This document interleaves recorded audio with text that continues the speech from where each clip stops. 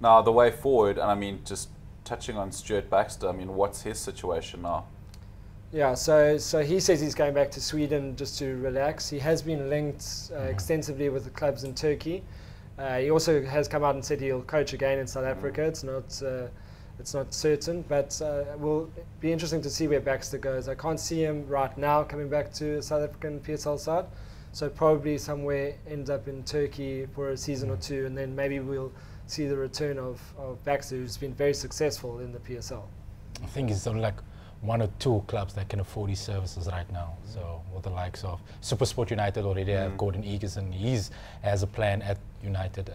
But if his Wits have Gavin Hunt, strongly linked there. But there's also the likes of Eric Tinkler with the Orlando Pirates. So those are the only three clubs, as well as for Mamelodi Sundowns, who can obviously afford these services. But there's Petso Masamane. Well, can PSL clubs afford these guys, or is it just a matter of them?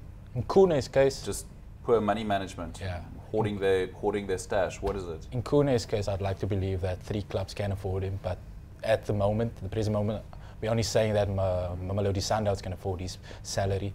Tifu Mashamate's case, the likes of SuperSport and Bidwit are interested in him, as well as for Mamelodi Sundowns, who want to replace Alger Shoot as their outgoing captain is returning to Netherlands. So, yeah.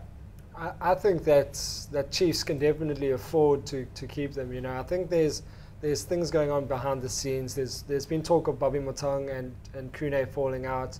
You know, Kune has a strong personality. I think everyone knows that. I think he's sort of also earned it. He's done the hard yards. You know, he's a star figure in South Africa.